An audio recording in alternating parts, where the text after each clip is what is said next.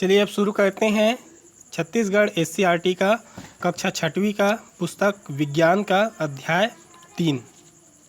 ठीक है, तो भाग 2 है। अब हम पढ़ते हैं कि क्या पदार्थ की अवस्थाएं बदली जा सकती हैं। अवस्था बदली जा सकती कहने का मतलब है कि ठोस है वो क्या द्रव बन सकता है। पहले ठोस है वो द्रव बन सकता है, जैसे पत्थर ठोस है तो क्या वो द्रव बन सकता है, या जो ठोस है वो क्या गैस बन सकता है, या फिर क्या द्रव गैस बन सकता है, या उसका उल्टा गैस ठोस बन सकता है या द्रव ठोस बन सकता है। इस प्रकार से किसी भी परिस्थिति में कोई भी पदार्थ अवस्था को अपना बदल सकता है क्या। ठीक है, साधारणतः कोई पदार्थ किसी एक ही अवस्था में रहता है, जैसे लोहा ठोस में रहता है, पानी द्रव रहता है और हवा गैस अवस्था में रहती है। ठीक है, परंतु पदार्थ हमेशा एक ही अवस्था में रहे यह आवश्यक नहीं है। ताप परिवर्तित करके पदार्थ की अवस्था बदली जा सकती है, जैसे साधारण ताप पर पानी कौन सा अवस्था में रहता है, द्रव अवस्था में। अधिक ठंडा करने पर यही पानी क्या बन जाता है, बर्फ में बदल जाता है, जो कि क्या है, ठोस अवस्था है। यह क्रिया जमना कहलाती है, मतलब पानी का जम के बर्फ बनना। गर्म करने पर द्रव गैसीय अवस्था में परिवर्तित हो जाते हैं, जैसे कि पानी को लगातार गर्म करने पर इसका ताप बढ़ता है और एक निश्चित ताप पर यह उबलने लगता है और तेज़ी से भाप बनने लगती है। यह क्रिया क्या कहलाता है, उबलना। ठीक है, देखिए यहाँ पर पहले हमारे पास ठोस अवस्था में बर्फ था। बर्फ को जब गर्म किया तो क्या होगा, पानी बन जाएगा, द्रव अवस्था में आएगा। और यही पानी को अगर फिर हम ठंडा करें तो बर्फ बन जाएगा, मतलब एक दूसरे में ये चेंज हो रहा है। अब देखिए पानी है, पानी को हमने क्या किया, इसी पानी को गर्म किया तो यही भाप या गैस अवस्था में आ गया। अब उसी भाप को फिर से हमने ठंडा किया तो वही क्या हो गया, फिर द्रव अवस्था में आ गया। तो ये पानी के माध्यम से आपको बताने का प्रयास किया गया है कि पदार्थ जो है अपनी अवस्था बदल सकती है, लेकिन सभी नहीं बदल सकते हैं ना। आइए अब हम प्रयोग द्वारा पदार्थों की अवस्था परिवर्तन को देखें। जैसे हमारे पास एक मोमबत्ती और माचिस, देखिए इसको मैं आपको बताने का प्रयास करूँगा। एक मोमबत्ती है, यहाँ पर जल रहा है। ठीक है, जलती मोमबत्ती है, मोमबत्ती को जला दिए हमने। अब जैसे ही मोमबत्ती जल रहा है उसको हम क्या करेंगे, फूंक के बुझा देंगे। जब फूंक के बुझाते हैं तो तत्काल उसी समय धुएं की लकीर, मतलब धुआं उड़ता हुआ दिखाई देता है। और उसी धुएं के लकीर जब ये धुआं उड़ता हुआ रहता है और बुझ गया होता है तो उसी समय माचिस को जला के हम उसके जो धागा निकला रहता है उसको नहीं जलाएंगे, उसके ऊपर जो हवा चल रहा है, मान लो यहाँ तक इसका धागा है यहाँ तक, और हम माचिस को यहाँ पर रखें तो भी वो मोमबत्ती जल जाता है। क्यों जलता है उसको समझने का प्रयास करेंगे। ठीक है, देखिए तो जल जाता है, ये तो स्पष्ट हो गया। इससे यह स्पष्ट होता है कि मोमबत्ती के बुझते ही जो सफ़ेद धुएं की लकीर, यहाँ पर ये जो सफ़ेद धुएं की जो लकीर दिखाई दे रहा है ना, ऊपर उठती है, वह मोम की क्या है, वाष्प है। मोम की वाष्प है कहने का मतलब क्या है, मोम भी क्या हो गया, वाष्प अवस्था में, गैस अवस्था में आ गया। इसलिए उस वाष्प के पास जलती तीली ले जाने पर वाष्प जलकर मोमबत्ती को पुनः जला देती हैं। इस प्रकार हमने देखा कि मोम ठोस, द्रव और गैस तीनों अवस्था में पाई जाती है ना। ये मोम से मोमबत्ती बना है। ठीक है, जलाते हैं तो इसका कुछ कुछ भाग पिघल के नीचे गिर रहा है ना। पानी अवस्था में आ जाता है ना जब जलाते हैं मोमबत्ती को। तो जब मोमबत्ती को लाते हैं तो ठोस है, जलाने पर वो द्रव अवस्था में गलना शुरू हो जाता है, और जब उसको बुझाते हैं तो गैस के रूप में उड़ रहा होता है, और ऊपर में माचिस का तीली लगाते हैं तो उस गैस को पकड़ते हुए नीचे मोमबत्ती तक आ जाता है, उसको जला देता है। तो तीनों अवस्था हो गए ना मोमबत्ती का। ठीक है, अब ये सवाल का जवाब आपको स्वयं खोजना है।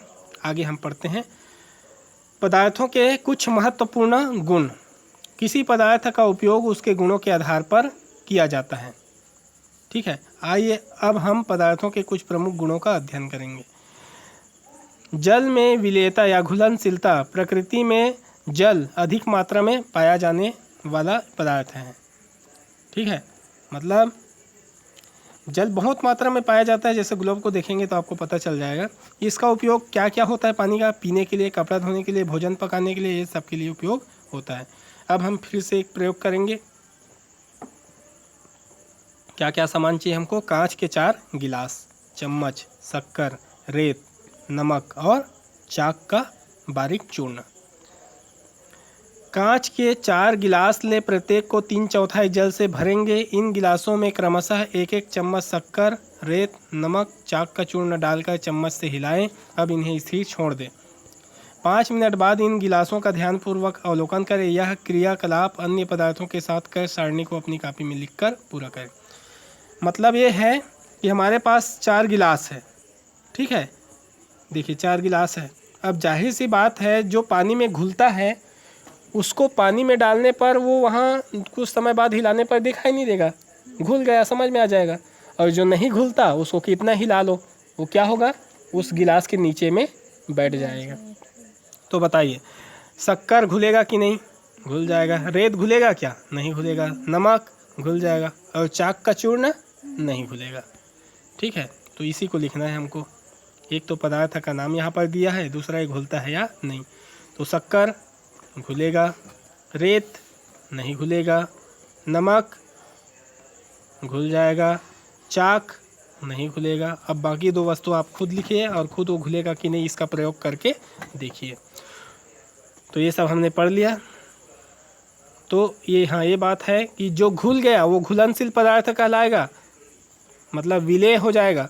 और जो नहीं घुलता वो अविलेय कहलाएगा या फिर अघुलनशील पदार्थ कहलाएगा। जो घुलनशील है उसको विलेय कहेंगे और जो अघुलनशील है उसको अविलेय कहेंगे। चलिए आगे पढ़ते हैं। अब हम क्या करेंगे? द्रव की जल में विलेयता ज्ञात करेंगे। अभी तक हमने किसको घोला? शक्कर को घोला। शक्कर कौन सा अवस्था में रहता है? ठोस द्रव की गैस द्रव में। नमक कौन सी अवस्था में रहता है? शक्कर किस में रहता है? ठोस, है ना। शक्कर किस में रहता है? ठोस। नमक किस में रहता है? ठोस। तो ठोस का तो हमने देख लिया, घुलता है। अब द्रव का देखेंगे। हम द्रवों की जल में विलेयता ज्ञात करेंगे। क्या क्या लेंगे? कांच का 4 गिलास सेम टू सेम, चम्मच, दूध, मिट्टी का तेल, नींबू का रस एवं नारियल का तेल, इतना लेते हैं, ठीक है। अब इन सब को हम यहाँ पर देखते हैं। बताइए, दूध क्या घुलेगा? पानी में घुलता है कि नहीं? दूध घुल जाता है, ठीक है। मिट्टी का तेल क्या घुलता है पानी में? नहीं घुलता। नींबू का रस घुलता है कि नहीं घुलता है? बिल्कुल घुल जाता है। नारियल का तेल घुलता है कि नहीं घुलता है? नहीं घुलता, ठीक है। अब इन सब को आप स्वयं प्रयोग करके देखिए कि होता है कि नहीं होता। मैं जो बताया हूँ वो ऐसा होता है कि आपके द्वारा कुछ अलग होता है। कोई और 2 द्रवों का यहाँ नाम लिख सकते हैं और उसको भी पानी के साथ क्रियाकलाप करके देख सकते हैं, ठीक है। देखिए अब क्या क्या होता है उसको हम यहाँ विस्तार से पढ़ेंगे। उपरोक्त क्रियाकलाप में हमने देखा कि दूध और नींबू का रस पानी में घुल जाता है। वे पानी में विलेय या मिश्रणीय कहलाते हैं क्योंकि दोनों क्या हुआ? घुल गया। मिट्टी का तेल, नारियल का तेल पानी में नहीं घुलते, अलग परत बना लेते हैं। अलग परत बना लेते हैं का मतलब क्या होता है? जैसे ये गिलास है, ठीक है। अब यहाँ तक पानी भरा हुआ था, तो जैसे ही हम मिट्टी का तेल बनाएंगे डालेंगे वो ऊपर में ऐसा परत बना लेगा। मतलब इस तरीके से समझिए, ऊपर मिट्टी का तेल, नीचे पानी। दूसरा तेल में भी इसी तरीके से परत बनाएगा। ये इस बात पर डिपेंड करेगा कि पानी भारी है कि तेल। पानी भारी है तो पानी नीचे रहेगा और तेल ऊपर रहेगा। अगर तेल भारी होगा तो तेल नीचे रहेगा और पानी को ऊपर हटा देगा, ठीक है। तो स्वयं प्रयोग करके देखिए कि पानी भारी होता है कि तेल। अब ये जो परत बना लेते हैं इन्हें हम जल में अविलेय या अमिश्रणीय कहते हैं। मतलब ये पानी में मिश्रण नहीं होता या नहीं घुलता। इस प्रकार कुछ गैसें पानी में घुल जाती हैं, जैसे अमोनिया। अब ये पानी मतलब द्रव हो गया, द्रव का भी पता चल गया। अब गैस का देखते हैं। तो कुछ गैस पानी में घुल सकती हैं, जैसे अमोनिया गैस पानी में घुल जाती हैं। कुछ गैसें पानी में नहीं घुलती, जैसे कि हाइड्रोजन और नाइट्रोजन। कार्बन डाइऑक्साइड तथा ऑक्सीजन गैसें पानी में घुलती तो है पर बहुत कम मात्रा में, ठीक है। पानी में घुली हुई ऑक्सीजन ही मछलियों का जीवन का आधार है। सोचिए, पानी में अगर गैस नहीं, जैसे ठोस घुल गया, शक्कर हमने देखा, दूध घुल गया द्रव, इसको भी हमने देखा। अगर मान लो गैस नहीं घुलता तो फिर मछली सांस कैसे लेता? मछली सांस कैसे लेते हैं? पानी में घुले हुए ऑक्सीजन को लेते हैं। ठीक है, तो उसी का के द्वारा श्वसन ले पाया, क्योंकि पानी में हवा घुल सकते हैं लेकिन कम घुलते हैं ऑक्सीजन। अभी पढ़ा हमने 3 प्रकार से, जो ज़्यादा घुलते हैं, जो नहीं घुलते हैं, है ना, और जो कम घुलते हैं। अब आगे हम पढ़ेंगे चुंबक के प्रति आकर्षण। ठीक है, कौन कौन से पदार्थ चुंबक के प्रति आकर्षित होते हैं, मतलब चुंबक उसको खींच लेता है अपने, या चुंबक के साइड वो अपने आप खींचा जाता है, उसको आकर्षण कहते हैं। ठीक है, तो प्रयोग करके देखते हैं। चुंबक लेंगे, लोहे के किले, लकड़ी की तीली, प्लास्टिक के बटन, आल पिन और अन्य वस्तुएं। लोहे की कील, प्लास्टिक के बटन, लकड़ी की तीली, आल पिन लेकर एक कागज़ पर फैला देंगे। इन फैले पदार्थों के ऊपर एक चुंबक बार बार घुमाएंगे। यह क्रियाकलाप अन्य पदार्थों के साथ दोहराएंगे। सारणी को अपनी कॉपी में लिखकर पूरा करेंगे। मतलब ये है कि एक ऐसा छोटा सा कागज़ ले लेंगे। ठीक है, अब सभी को क्या करेंगे, एक जगह रख देंगे। सिंपल सी बात है, सबको जितना हमारे पास टेस्ट करने का सामान है सबको रख देंगे, और फिर यहाँ पर एक चुंबक को लेंगे और उसके ऊपर से ऐसा दिखाएंगे। तो जो जो चुंबक की ओर खिंचा जाएगा, आकर्षित हो जाएगा, वो अलग भाग में रखेंगे, और जो नहीं आएगा, आकर्षित नहीं होगा, कोई प्रभाव नहीं पड़ेगा चुंबक को पास में लाने में, उसको अलग रखेंगे। तो 2 भाग में बट गया, एक जो चुंबक द्वारा आकर्षित होता है और एक जो चुंबक द्वारा आकर्षित नहीं होता। तो देखिए, वस्तुओं का नाम है। लोहे की कील किससे बना हुआ है? लोहा से, तो ये आकर्षित होगा कि नहीं? होगा। लकड़ी की तीली किससे बना हुआ है? लकड़ी से, ये आकर्षित होगा कि नहीं होगा? नहीं होगा। प्लास्टिक का बटन प्लास्टिक से बना है, ये होगा कि नहीं होगा? नहीं होगा। आल पिन किससे बना है? लोहा से, ये होगा कि नहीं होगा? होगा। तो अंतर हो गया है। इसके आधार पर भी हम यहाँ पर पदार्थों को बांट सकते हैं।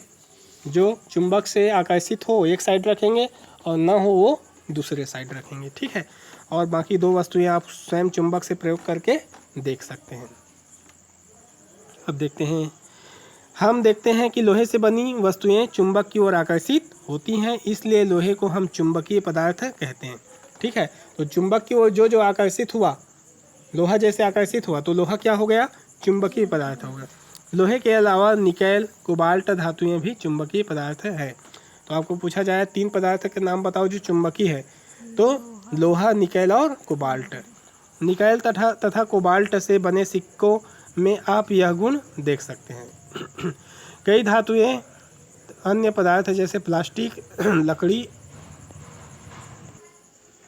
ठीक है, जबकि प्लास्टिक और लकड़ी क्या हुआ? चुंबक के प्रति आकर्षित नहीं होते। तो जो चुंबक के प्रति आकर्षित नहीं होगा उसको क्या कहेंगे हम?